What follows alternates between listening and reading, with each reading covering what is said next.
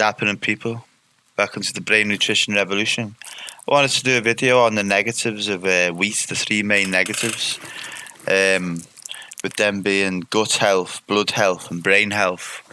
And these being the main reasons. I mean, I think there's a lot more, but these being the main reasons that I'd say to give up wheat for most people, and why it's a negative food that we shouldn't fight for. And people seem to push the agenda with it and make it out that it's this staple food that's got lots of fibre and vitamins when it hasn't, and it's poisoning the masses.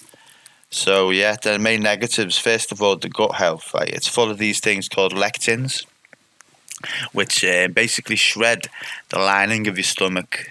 So basically, your stomach has got like a lining on it which absorbs the vitamins, and then the vitamins go through these seaweedy type things. They go through that into your bloodstream, and it's all good. But what the wheat does is it breaks these down, clogs them up, breaks them down, and they become leaky. So food particles can leak into our bloodstream, which isn't meant to happen, and that causes inflammation. And this is a big bad brain no-no for me, and something that causes me a lot of grief when it happens. And it's something that's hard to repair. So this is one of the main reasons, I think the main reason, that everyone should give up wheat, because it's damaging to the gut, and the digestive problems that come with it and stuff like that. And that's for all of us, I think. I can't see how anyone can avoid that.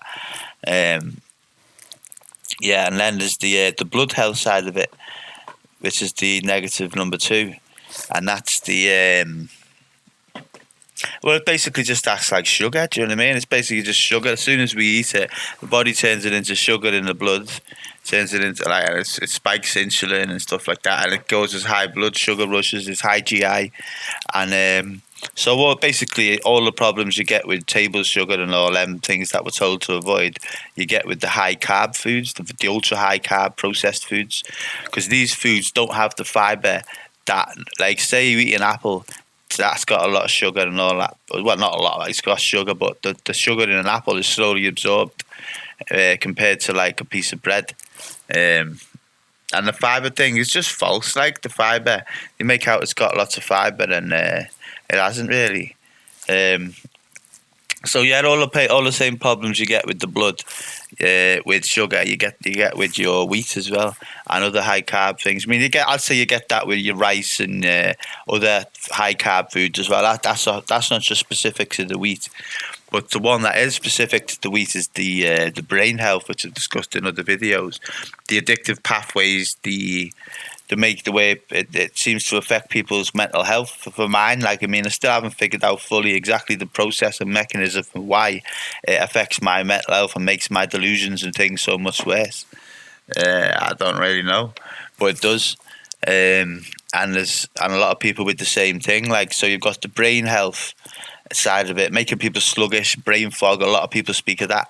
I mean, I'm not saying that everyone's gluten sensitive to the brain fog, but I'm saying that a lot of people are. So it's a reason to really test this food out and avoid taking it out of your life for a bit and see if any of these symptoms improve. Because I'd say the problem with the blood health, problem number 2, is one of the worst problems with the species at the moment, with humanity, is our blood and diabetes. So this is a big thing to fix. So myself, I don't eat high carb foods. I'll have a bit of quinoa every now and again, maybe a bit of rice here and there, not much, like a treat. But I avoid them. I have a medium carb diet now, and if I do have a high carb diet, so I have a lot of vegetables to get the carbs from, and not just a small amount of wheat, like a lot of people. So yeah, it's a big problem, the blood thing, and wheat, I think, is a big driver of it, because the first thing in the morning, people are having cereal for breakfast or toast, so there's your blood sugar spiked straight away. Do you know what I mean? As soon as you get out of bed. And I'm a big fan of the intermittent fasting, so I'm not a fan of breakfast myself, and I'm a big fan of letting your blood sugar regulate every day and balance out, giving it time. So to eat this sugar in the form of wheat and cereal in the morning first thing is alien to me, and totally the opposite nutrition of what works and what is right, I think, and what should be. And it's a big negative. So I mean, you got the brain health, which I've discussed in other videos, so I won't go into that too much on this one because I covered that quite a lot in other videos.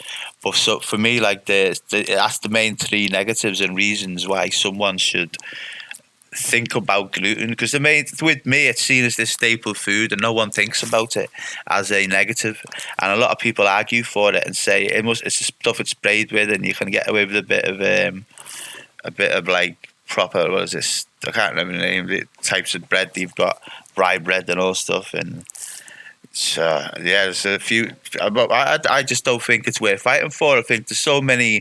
I honestly think that it's the addictive pathway that is making people fight for this food like they do.